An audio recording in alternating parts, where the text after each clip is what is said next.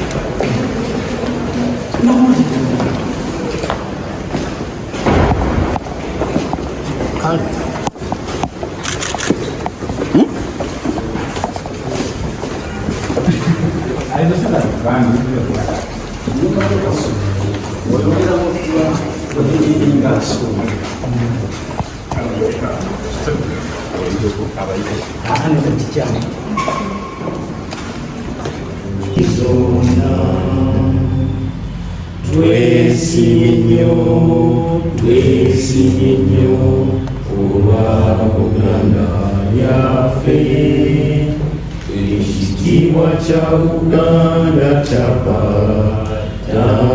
naffe tukikuumenga zinayimba kyale sitenda Ssaabasajja Kabaka asaanira fuge Buganda bonna naffe nga tumwesiga twesimye nnyo olwa Buganda yaffe ekitiibwa kya Buganda kyapa naffe tukikuumenga Uganda may God uphold thee, we lay our future in thy hands.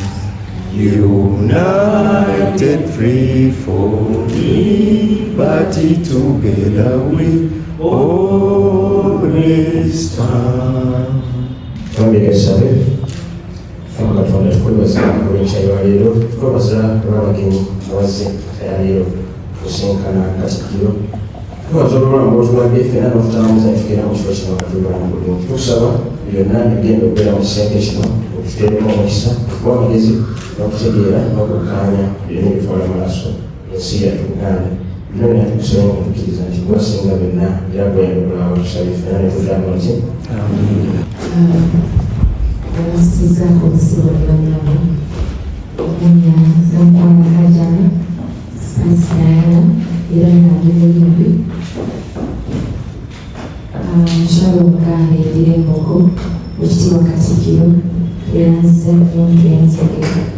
okutuwa omukisa okutukyazaako era olunaku lwaleero betusenako emikwano gyange tiimu yange n'abamawulire mwenna bakwanjulira batambudde nange mu lugendo luno lw'endimu olwa 10 years of Spice Diana Friday mu Serena Hotel nga 10 January era tuzze mu butongole okusaba okubeera omugenyi waffe omukulu era okusaba ng'Omuganda afukamira ekitiibwa Katikkiro tusaabukirize omulimu omugenyi waffe tuwe ku masannyalaze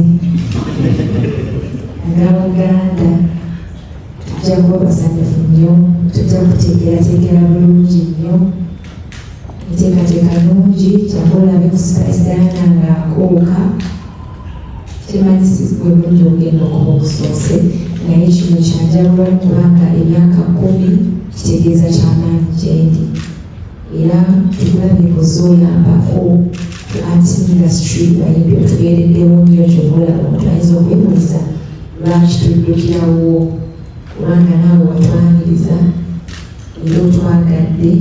Omutima ogwo togukomya kunze era togukomya kati kubanga byokola tubisiima. Era twongera on behalf of the artists, nze nyongera okwebaliza ddala n'Obuganda bwonna mwebale nnyo, mpozi n'okwebaza TV yaffe eya Buganda BBS ng'omuyimbi nze gyenyumirizaamu beetale platform n'okutuusa obubaka eri bafaani bange. Era Ssaabasajja awangaale ne Radio CBS ey'amaanyi ennyo mu ggwanga. Ssaabasajja awangaale n'Abafirika agerekera Obuganda olwawo tuyanza tuyanze oluli tugamba nti myaka 10 weewale era waliendala emeka nze naawe kikulu nnyo waliendala emeka bwekityo. Kati ku ssaawa eno tulina okutandika okuteekateeka emyaka endala, obanga ovudde ku stage, obanga okyali ku stage, obanga weyongerayo. Muzungu kyayita career transition. Bonna abala kino tuddawa. Abayimbi bangi basanze nti bavudde ku ddaala ate tetuzemba kola ki, tuzembala oba tebateekateeka nti wamala kino adda mu ki. Juzijuzi bwali bato naye katutuuze ate era juzijuzi tuli bakulu era tugenda katuwa. Buli muntu yenda watu watambula nekikulu nnyo okuteekateeka embeera eyo tusobola okutambulira. Mukama wange ayagala nnyo Bwakabaka era omwaka ogulwe twadduka n'ebisinde y'omu bayimbi abatono abajjali bannaabona ne bagula ebijoozi ejja Kabaka Baferan omwaka ogwedde. N'olwekyo akabonero kali kalungi nnyo yalaga abalala tesubira bawanga omwaka guno kawuliza n'emyaka 10 ate agenda kujja tudduke ate mu ngeri ki ddala nnyo n'okwogya emirimu gyaffe egy'enjawulo. Kama okusobola kwe tulina nti abayimbi bano tebafugika abafunye tulisize lwebayinako olusobozi okuliwo omuyimbi n'aba munene okusinga bamutwala. So nga tebawange n'Obwakabaka bulina obukulembeze niwaba munene okyanga olyeyo tulina okubeera obukulembeze bwakabaka n'engeri etutambula.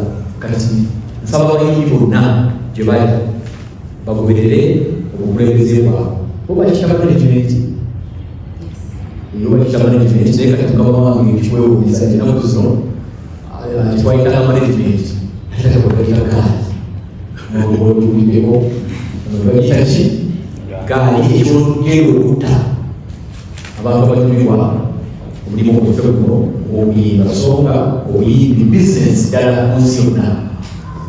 Omuntu omu ayimba obulungi ayinza okukulaakulanya gy'ava n'akulaakulanya Uganda ate n'akulaakulanya Uganda eggwanga lyaffe n'ebyone ebigenda maaso.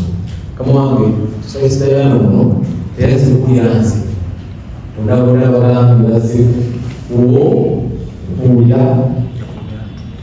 ate bwabanga washakashako Mukama wange afuna akwati nk'ensuso kubanga leero buli bw'osanga tukagana nfuno salomukyala n'omwami mukwasa Sseggwanga n'ayitaawo. Mukama wange kusaba oke tunyeko gituli Mukama wange n'okwagaliza Spice Diana show ennungi olunaku olw'okutaano. Ssaabasajja Kabaka awangaale. Ekitiibwa ono ekitiibwa Israel Kitooke Kazibwe minisita w'amawulire okukunga abantu b'omugezi w'Obwakabaka. Omuntu mukulu ekyekanidaamu bw'oba oyagala ensonga z'abantu bazimanye nga zisimbuka wano mu Mengo ye minisita ono akuwadde ekitiibwa ky'amaanyi badde simusuubira nti ajja kujja okubeerawo kubanga Oweekitiibwa Ssemwanga ye minisitule eno Kabaka yagimukwasa mulimu abavubuka emizannyo n'emitono naye Oweekitiibwa oli abadde ayinza n'obutabeerawo nawo nonna niwambisa Kisa jo era baffe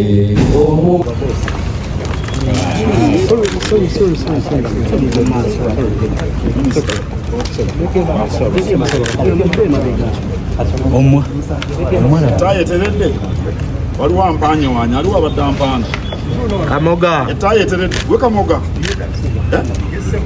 oli wangabi oli kojjange onyumye naye akazindalako tusoke tukajjeyo